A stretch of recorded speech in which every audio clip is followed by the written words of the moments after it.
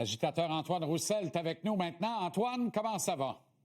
Salut Jean-Charles, ça va extrêmement bien. Comme d'habitude, quand je te parle un bon lundi avant le souper, tu sais que j'ai les dents serrées bien aiguisées même. Il est l'heure d'aller manger. Oui, il m'arrive la même affaire généralement dans la dernière demi-heure de l'émission. Connor McDavid, Leon Draisaitl, le monstre à deux têtes limité à un seul petit point dans un match au Centre Bell.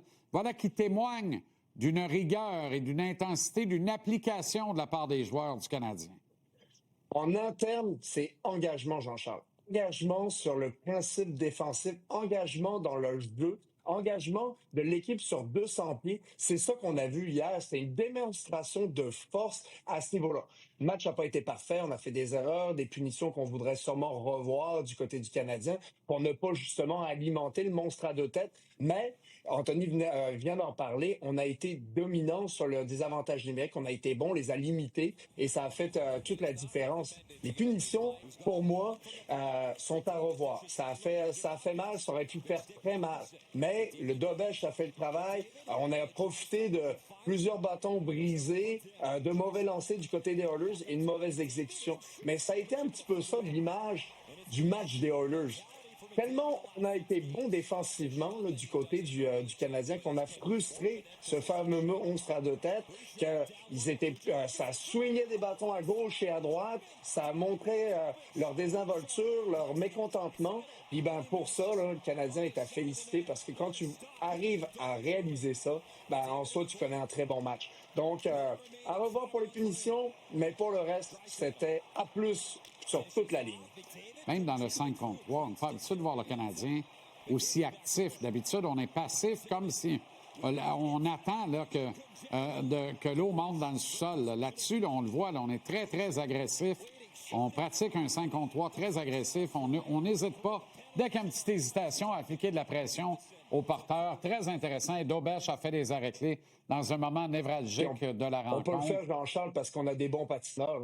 Oui, exact. Jake Evans, en quelques enjambées, il a une envergure. Puis Matheson, c'est la même chose. Capable de jouer 3 minutes. D'ailleurs, c'est impressionnant. Donc, ces gars-là ont été capables de faire la différence. Rassurant, le travail de Dobech, ou tu demeures inquiet de ce qui se passe entre les poteaux? Je trouve que c'est vraiment rassurant. C'est une excellente nouvelle pour le Canadien parce que on voulait pas plus de points d'interrogation. Là, il y en a encore. Puis je pense qu'on du côté du Canadien, on va gérer ce ménage à trois au jour le jour pendant encore peut-être même jusqu'à la pause du temps des fêtes pour justement prendre une décision à tête reposée, rien qui est dans l'émotion, rien qui est fait rapidement. On a un bon échantillon dans le cas de Dobech, puis dans le cas de Samuel. Dobech a eu d'excellentes performances avec quelques contre-performances. Dans le côté de Samuel, ça a été plus de contre-performances que de bonnes performances cette saison, malheureusement. Puis j'espère pour lui que ça va se redresser cette barre-là. Parce que il y a la pression commence à monter, puis on veut pas que l'organisation pose un geste éventuellement qu'on puisse regretter. Puis dans le cas de Samuel, on sait qu'est-ce qu'il est capable de faire. On l'a vu l'année dernière. Il y a des mauvaises langues qui disent qu'il a joué au-dessus de sa tête, mais il l'a fait. Il a été capable de le faire pendant toute la saison. Il a mérité une place sur l'équipe canadienne pour les 4 nations. Moi, j'ai pas encore jeté la serviette dans son cas. C'est encore un excellent joueur. Donc, on prend son mal en patience. Demain, j'ai l'impression qu'on va y aller avec Fowler. C'est mon impression.